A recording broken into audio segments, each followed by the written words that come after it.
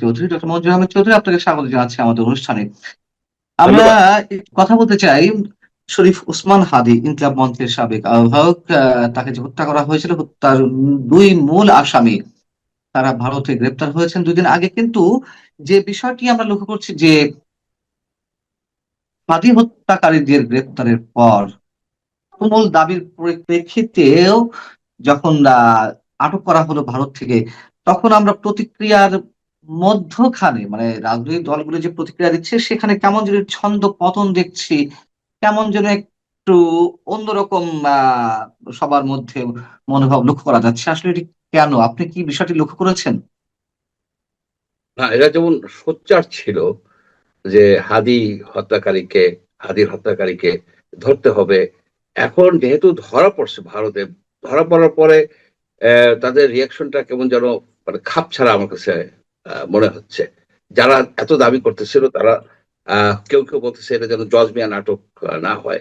এখন আমরা তো সাধারণ জনগণ তো চায় হাদি হত্যাকাণ্ড, যে কোনো হত্যাকাণ্ড বিচার হোক, তদন্ত হোক, যেমন সাগর হুম, রনির মতো যেন চলে না যায়। এটা তো সবারই দাবি, আমারও দাবি, জি। আপনারও দাবি। কিন্তু ধরা পড়ার পরে, ধরা পড়ার আগে কিন্তু দেখা গেছে যে হাদি হত্যাকাণ্ড নিয়ে অনেকেই সোচ্চার ছিল, বিশেষ করে ইনকলাব মঞ্চ, তারপরে আপনার বেশ কিছু সংগঠন, তারা মিছিল করছে, তারা দাবি করছে। এখন ধরা পড়ার পরে তাদের রিয়াকশনটা অনেকটা মিউট, অনেকটা ম্রিয়মান। রিয়াকশনটা জি। যে খুশি বা আনন্দ যে বিচার হোক। এখন ভারতে তাদেরকে, ভারতে এই দুজনকে আপনার রিমান্ডে নেওয়া হয়েছে, 14 ডেজের রিমান্ডে নেওয়া হয়েছে যতদূর আমরা জানি। এবং সেইখান থেকে তো তথ্য উপাত্ত আসবে, এবং এখানেও তাদের রিমান্ডে নেওয়া হবে। এবং আশা করি যে এবার উন্মোচিত হবে। উন্মোচিত হলে যে কারা এর সাথে জড়িত ছিল, যারা শুটার, হুম, তারা তো জড়িত ছিলই, কিন্তু তাদেরকে কারা জি। এনগেজ করছে এবং হাদি হত্যার যে মোটিভটা, এটা মানে উন্মোচিত হবে এবং হওয়া উচিত। না, ইনকিলাব মঞ্চের পক্ষ থেকেও সেই দাবি জানানো হয়েছে যে হত্যাকারীরা আটক হলেও তাদের যে, মানে হত্যাকাণ্ডের যে মূল পরিকল্পনাকারী তাদের কাউকে আটক করা হয়নি।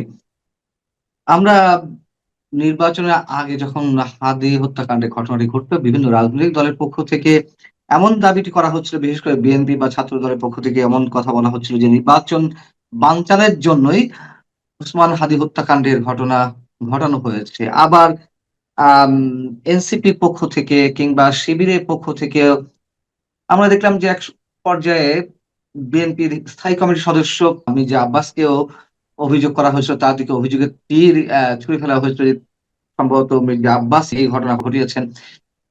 আ আসলে বিষয়গুলো কি মনে হয় আপনার এতদিন পরে এসে? দুদিন পরে এসে যে জিনিসটা মনে হচ্ছে, যে হাদি হত্যাকাণ্ড একটা রাজনৈতিক উদ্দেশ্য ছিল। সেই উদ্দেশ্যটা আমার কাছে প্রতীয়মান হয়। আমার কাছে তেমন কোনো নাই, মানে এভিডেন্স নাই, কিন্তু ঘটনার প্রবাহ অ্যানালাইসিস করলে যে একটা আহ, অনুভূতি হয়, তাতে মনে হুম, হয় যে হাদিকে হত্যা করা হয়েছিল এই যে আসন্ন নির্বাচনটাকে ঠেকানোর জন্য। এটাই ছিল। আহ অন্য কোনো কারণ নাই, এই যে হুম। অন্য কোনো কারণ আমি দেখি না। এবং সেইভাবে তারা কিন্তু সেইভাবেই দেখা গেছিল যে তাদের অনেক জনসমাগম হয়েছে। এটা হাদি একটা পপুলার ফিগার ছিল, একটা কাল্ট ফিগারের মতো হয়ে দাঁড়াইছিল, বহু ফলোয়ার ছিল তার। সেইখানে যদি হাদির মতো একজনকে কারো তো হত্যা শত্রু করা ছিল হয়। না। কারো তো বিশেষ বিশেষ কোনো রাজনৈতিক দলের শত্রুতে তো আর পরিণত হয়নি হাদি। হাদি অ্যাকচুয়ালি কোনো রাজনৈতিক দলের প্রতিপক্ষ ছিল না। অ্যাকচুয়ালি হুম, তার তেমন কোনো ইয়ে ছিল না। হাদি অনেকটা আহ, আহ, কি বলবো, যে সে একটু গালাগালি করতো, সে আবেগ প্রবণিত কথা বলতো, কিন্তু তার কোনো ক্যাডার বাহিনী ছিল কিংবা সে অস্ত্র নিয়ে ঘোরাফেরা করতো, এই ধরনের তো কোনো নাই, কোনো অভিযোগ নাই। হুম, কিন্তু হুম। সে পপুলার ছিল, এ বিষয়ে সন্দেহ নাই। এইটাই তার কাল হয়ে দাঁড়াচ্ছিল যে তাকে যদি এই নৃশংসভাবে হত্যা করা হয়, জাতি ফুঁসে উঠবে, একটা গ্রুপ একেবারে এক্সাইটেড হয়ে যাবে। সেই পরিপ্রেক্ষিতে হয়তো নির্বাচনকে পিছিয়ে দেওয়া যাবে। এইটা ছাড়া আর কোনো কারণ আমার আহ, দৃষ্টিতে আসে না, আমার ধারণায় আসে না।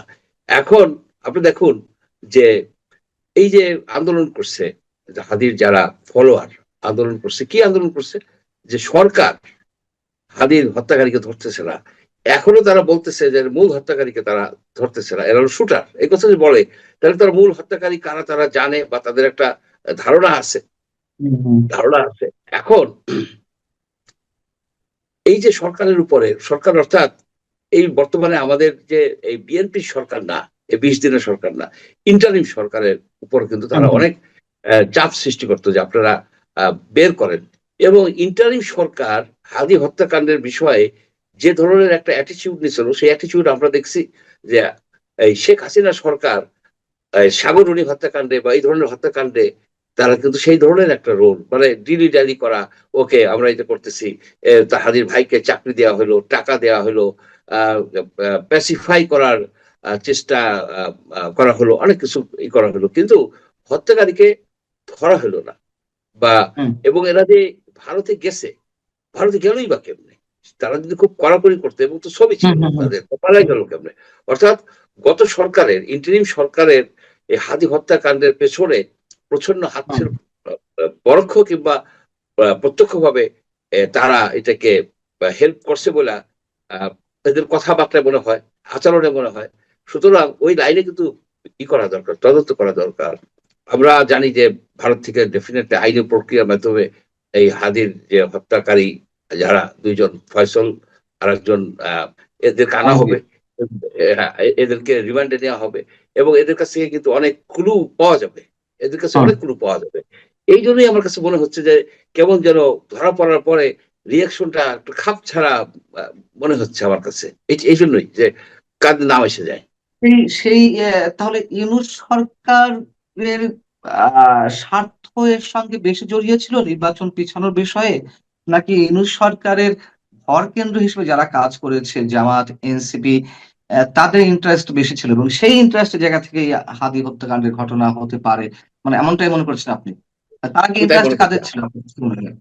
আপনার একটা জিনিস ই করতে হবে যে এইখানে এইখানে এনসিপি, জামাত, জামাত এবং ইন্টারিম সরকারের যে একটা কমন ইন্টারেস্ট ছিল, কমন ইন্টারেস্টটা ছিল যে নির্বাচন তাদের মতো করেই হবে, তাদের সময় অনুসারেই হবে। আপনি দেখেন নির্বাচন কিন্তু পিছনের কথা বলছে, এনসিপি কিন্তু লাস্ট মোমেন্টও বলছে যে পরিস্থিতি নাই, জামাতও বলছে যে আমরা হয়তো নির্বাচন নাও যেতে পারি, এই ধরনের কথা কিন্তু আসছে।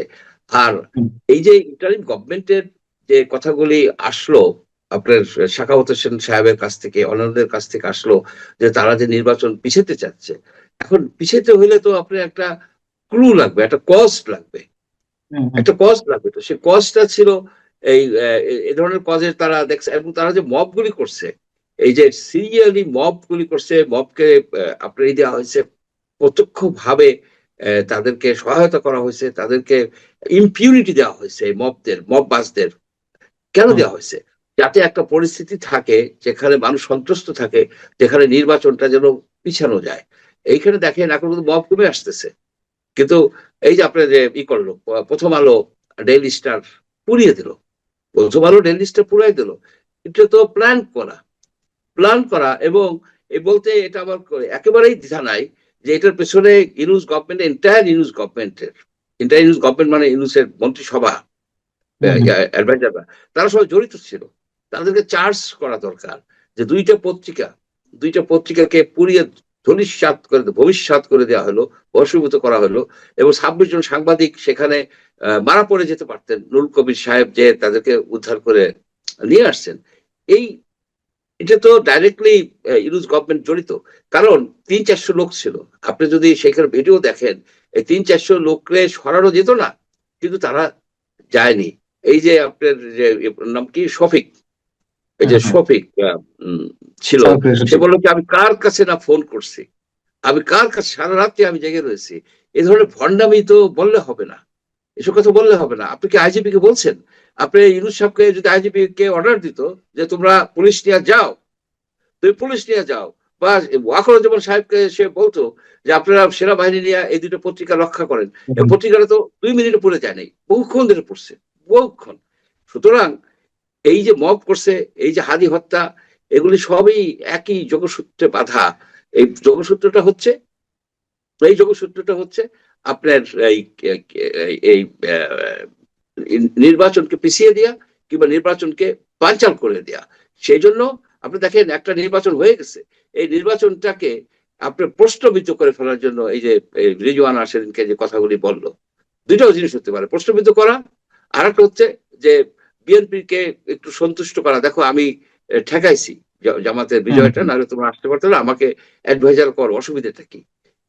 এরা যে কাজটা করছে, যে কেয়ারটেকার সিস্টেমটা এত কষ্ট করে রিইনস্টল করা হয়েছে, রিইনস্টেট করা হয়েছে, সেটাকে আপনার করে ফেললো, কন্ট্রোভার্সিয়াল করে ফেললো, কলুষিত করে ফেললো। একজন নির্দলীয় সরকারের যে যার আন্ডারে ইলেকশন হয়েছে, সেই ইলেকশনে যে জিতছে, সেই সরকারে যে যখন জয়েন করে, তখন তো আপনি নানাবিধ প্রশ্ন ওঠে। এটা বিএনপির জন্য একটা অ্যাকলিসিস হিল, এবং তার এটা নেওয়া উচিত হয় নাই এই খলিল সাহেবকে, এবং যে অ্যাটর্নি জেনারেল যে ছিলেন তারও ওই আইনমন্ত্রী বানানো উচিত হয় নাই। নির্দলীয় সরকারের কেউ তো এই রাজনৈতিক সরকারে আসতে পারে না। আপনাদের চারটে হয়েছে এই পর্যন্ত, চারটে নির্দলীয় সরকার আন্ডার ইলেকশন হয়েছে, এটা বাদে 13তমটা বাদে কোনোটাই কিন্তু এরকম হয় নাই। এখানে হইলো এরকম দুর্নীতির কথাও আসে নাই কিন্তু আগের গুলিতে, এখানে যেমন ভাবে একেবারে এসে গেছে।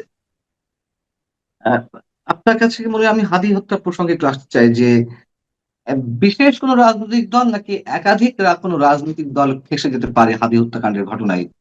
আপনার কি আমি মনে মনে হয়? করবো যে একাধিক, একাধিক, কারণ আপনি যদি দেখেন যে কমন ইন্টারেস্ট কাদের কাদের আছে, না আমার উল্লেখ করতে চাই না, কমন ইন্টারেস্ট কি, ইন্টারিম গভর্নমেন্টের ইন্টারেস্ট, জামাতের ইন্টারেস্ট, নামে উল্লেখ করি এনসিপির ইন্টারেস্ট, এদের সাথে যারা মৌলবাদী শক্তি, আমরা যাদেরকে মৌলবাদী বলি, এদের সাথে তাদের কিন্তু একই ইন্টারেস্ট ছিল, যে নির্বাচনটাকে তারা কিন্তু পিছাইতে চাইছিল, কিন্তু চাপে পিছাইতে পারে নাই। আপনাদের মতো সিভিল সোসাইটি অ্যাক্টিভিস্ট যারা তুলে ধরছেন, চাপের ফলে কিন্তু এই নির্বাচনটা হয়েছে। এবং বিএনপি তো চাপ সৃষ্টি করছে, তারা বেশ কৌশলও করছে, তাদেরকে কঠিন কঠিন পরীক্ষা নিরীক্ষার মাধ্যমে এই নির্বাচনটা আদায় করতে হচ্ছে। এই নির্বাচনটা হতো না, নির্বাচনটা না হওয়ারই সম্ভাবনা ছিল। এইভাবে তারা গোলমেল পাকায়া আরো 2-4 বছর থাকতো। এবং আর যদি আপনার এই যে গণপরিষদ, সংবিধান সংশোধন পরিষদে যদি সিগনেচার করতো, তাহলে কিন্তু আহ আমাদের সংসদ সব ঝুলে যেত। আহ আপনার কাছে আরেকটা বিষয় একটু প্রশ্ন রাখতে চাই, সেটা হচ্ছে যে রাজনৈতিক মামলা যেগুলো হয়রানিমূলক ভাবে দায়ের করা হয়েছিল বিভিন্ন সময়, সেগুলো প্রত্যাহারের একটি সিদ্ধান্ত নেওয়া হয়েছে, এবং এর মধ্যে কিছু সুপারিশও করা হয়েছে কয়েক হাজার মামলার বিষয়ে। বর্তমান যিনি আইনমন্ত্রী, তাকে আহ্বায়ক করে একটি কমিটিও করা হয়েছে। এখন স্পেসিফিক্যালি কিন্তু কিছু বলা হয়নি। এর আগে সাংবাদিকদের সঙ্গে সাংবাদিক সংবাদ মুখোমুখি হয়ে স্বরাষ্ট্রমন্ত্রী বলেছিলেন যে আওয়ামী লীগ সরকারের 15.5 বছরে যেসব হয়রানিমূলক দায়ের করা হয়েছে তৎকালীন বিরোধী দলীয় নেতাকর্মীদের নামে, সেগুলো প্রত্যাহারের ধাপে ধাপে একটি প্রক্রিয়া চলছে। কিন্তু নতুন করে যে কমিটিটি গঠন হলো, সেটি আসলে সময়টি উল্লেখ করা হয়নি। ডক্টর ইউনূস সরকারের সময় যে একটি বিশেষ সুবিধাভোগী গোষ্ঠী মানুষজনদেরকে নানান ধরনের হয়রানি করেছে, মামলা বাণিজ্য করেছে, তাদেরকে মামলায় জড়িয়ে, সে কথাও আবার স্বরাষ্ট্রমন্ত্রী বলেছেন এর আগে। তাহলে আসলে আমরা কোনটা ধরে নিতে পারি, যে ইউনূস সরকারের আমলে যে হয়রানিমূলক মামলাগুলো হয়েছে সেগুলো প্রত্যাহার হচ্ছে, নাকি আওয়ামী লীগ সরকারের সময় যে মামলাগুলো হয়েছে হয়রানিমূলক ভাবে শুধু সেগুলোই প্রত্যাহার হচ্ছে? আমার মনে হয় দুইটাই হবে, দুইটাই হবে। এবং এইখানে দেখবে যে কেস বাই কেস করবে, কাদের কি হুম করা যায়, কাদেরকে জেলে রাখা দরকার। এটা সব রাজনৈতিক সরকারই করে, বিএনপি এটার ব্যত্যয় ঘটাবে কেন? তবে হুম বললেন না যে স্বরাষ্ট্রমন্ত্রী মহোদয় বলছেন যে মামলা বাণিজ্য যারা করছে, তো মামলা বাণিজ্য করা তো হুম একটা ফৌজদারি অপরাধ, তাদেরকে তো আইনের আওতায় আনা দরকার আছে। যারা মামলা বাণিজ্য করছে, ব্যাপক মামলা বাণিজ্য করছে, করে টাকা নিচ্ছে, এটা তো হুম হুম ফৌজদারি অপরাধ, ব্ল্যাকমেইলিং এক ধরনের। তাদের তো আইনের, তাদেরও তো মামলার মধ্যে ঢুকানো উচিত। অ্যাকচুয়ালি 18 মাসের যে অব্যবস্থাপনা, দুর্নীতি, দুঃশাসন, অপশাসন, এটার খেসারত বিএনপি গভর্নমেন্টকে বহুদিন পর্যন্ত দিতে হবে, বহুদিন পর্যন্ত এই সিস্টেমটাকে। তাছাড়া এর আগেও শেখ হাসিনার আমলের যে অপশাসন ছিল, অনেক কেস করছে, 300-400 কেস করছে। এই কালচার থেকে বেরিয়ে আসা সহজ হবে না, কিন্তু চেষ্টা চালাতে হবে। আমরা শেষ করবো। আপনাকে অনেক অনেক ধন্যবাদ ডক্টর মঞ্জুর আহমেদ চৌধুরী আমাদেরকে সময় দেওয়ার জন্য। আপনারা ভালো থাকুন দর্শক, আপনারা যারা শুনছিলেন আপনারা ভালো থাকবেন। আল্লাহ হাফিজ।